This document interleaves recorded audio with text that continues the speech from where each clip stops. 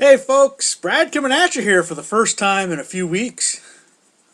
Been working a lot, you know, just, yeah, and I haven't really had anything come in. I've only had one card come in the last couple weeks, PC wise. So we'll get into that first. I bought this card off Jason Collins. He hit me up and he gave me a really good deal on it. It's numbered 3 of 5 from 17 certified. It's the green version, which green on Dolphins cards is always awesome. It's the green mirror signature of Paul Warfield. And don't think I didn't notice. He gave me a steal of a deal on this. I couldn't pass it up when he gave me the number. So, I thought that was pretty sweet. Especially the green. Always tasty. So that's been my one pickup. A few things I've been looking at, just haven't either been able to win or haven't pulled the trigger, but that's pretty nice. Let's see the big football news. Obviously, I can't go back the last 3 weeks. Number one, the Dolphins are a dumpster fire, so that's nice.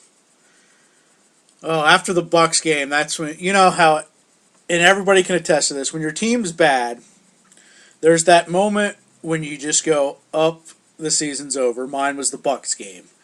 Where like even if you try to be optimistic, there's always that point in time for any bad team when you just have to be like, "Oh, the season's over." The Bucs game was at it. 17 penalties and 5 turnovers, and it was 20-20 with 3 minutes left. But we lost that. That officially put the nail in the coffin, and just. You remember I said at the beginning of the year, I was like, this season's either going to be just a nightmare, or they're all going to come together and rally, and it'll be a surprising 10-win team or something. Well, after the 4-2 start, even though we didn't look good, I even said we were kind of fake good. I was like, well, maybe, you can improve throughout the season. Instead, we just got worse. And it's becoming the nightmare I was afraid it might be at the start of the year. They just waited till midseason to do it. But, yeah, they stink. I don't know what we're going to do. We have talent, but it may need to be maneuvered into certain other areas. I don't know. I don't really have a good way to fix the team, to be honest with you. That's why I'm scared, because I don't really know what the heck they can do. Tannehill getting hurt. Somebody asked, they're like, well, how many games would you want at Tannehill? We'd be 6-5 with Tannehill. We would have won the first Jets game, and we would have won the Bucs game. Other than that, so yeah, we'd at least be competitive right now, but he's worth 2 victories, I'd say.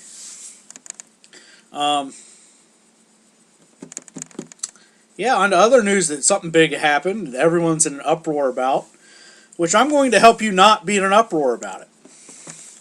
The initial reaction to Eli Manning getting benched is, that's a douchebag move, right? Fair enough. That was kind of my initial reaction. The second one is, oh, but you're starting Geno Smith. Well, guy on an expiring contract, right? Got to know if we want to keep him around or not. A lot of people call Geno Smith a bum. I get it. But you actually watch his games, the guy's got some skills.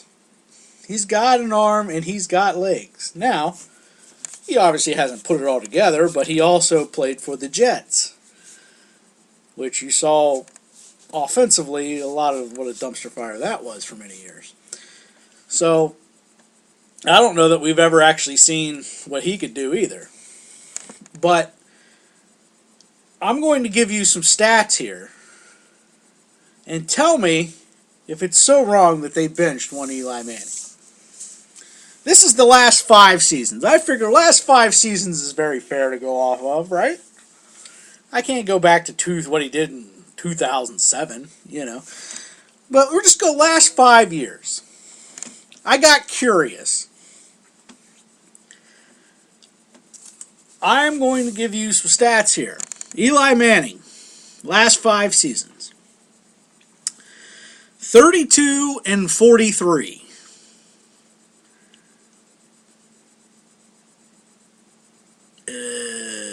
Okay, that's not great. Again, we all know football is the ultimate team game. Just stick with me. 123 touchdowns. Not bad. That's almost 25 touchdowns a year, right? Not bad. 78 interceptions. That's not good, especially in this day and age. And 18 fumbles lost. So this man has 96 turnovers in 5 years. That's almost 20 turnovers a year. Okay. Now this isn't bashing Eli Manning, by the way. This is giving some perspective. Alright, now I'm going to give you player X.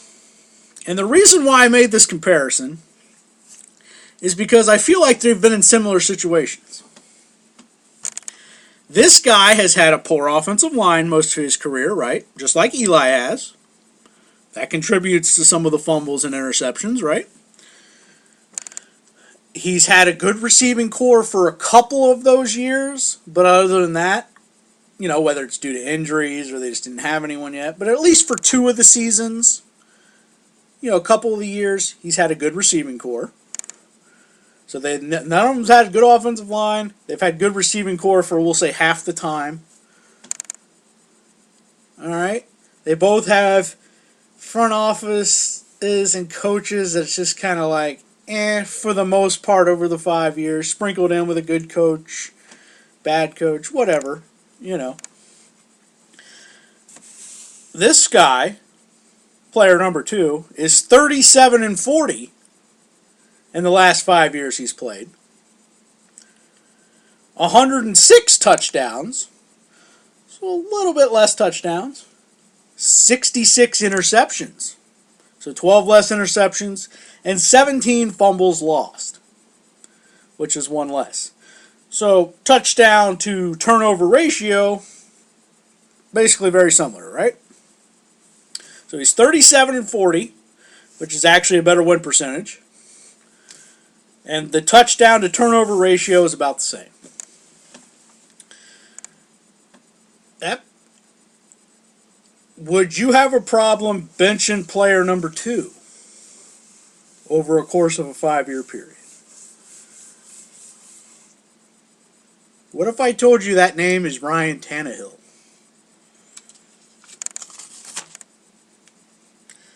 If the Dolphins said, hey, we're moving on from Ryan Tannehill, no one would be outraged. Giants say, basically, we're moving on from Eli Manning. Because, again, they're all thinking history. But like I said, look at the last 5 years, because it's a what have you done for me lately league anyways. Put you in a little perspective of, I get it.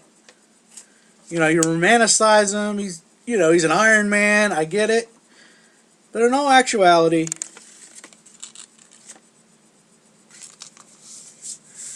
they have every reason to bench him. So that's kind of my thoughts. Again, just look at it logically, not emotionally. Not I'm emotionally attached. Eli's won us 2 Super Bowls over the years. Blah, blah, blah, blah, blah. Just look at it straight from a football perspective. You can't blame the New York Giants for looking towards next year. Now, where you can get the argument at is if you think Geno Smith is just a bum, you drafted a rookie this year that should probably be playing. Now, that's the argument you can very easily make. McAdoo made it sound like he is going to play Davis Webb 2 in this stint, so as long as he does, then it's worth a shot. They might be doing Eli Manning a favor, because you've seen all the injuries this year. He has a crappy offensive line. You don't want him to get injured either. So there you go. There's a little perspective, at least my perspective of it. Again, I get the initial reaction because I sort of had that too, like that's a douchebag move, right? Really look at it over the course of time, not just this year, just over a course of time. he is not a non-benchable quarterback. That's all I'm saying. So, thanks for watching, folks. That's just my little thoughts. Feel free to say I'm an idiot down below, whatever. But that's where I was at with it. Just adding a little perspective to it. Bye-bye. Started packing up a lot of the Christmas stuff Santa brought me. That'll be going out either this week or next week, so be on the lookout for that. I think it's the biggest one we ever done. So that should be fun. Always fun around the holidays. Love you all. Bye-bye.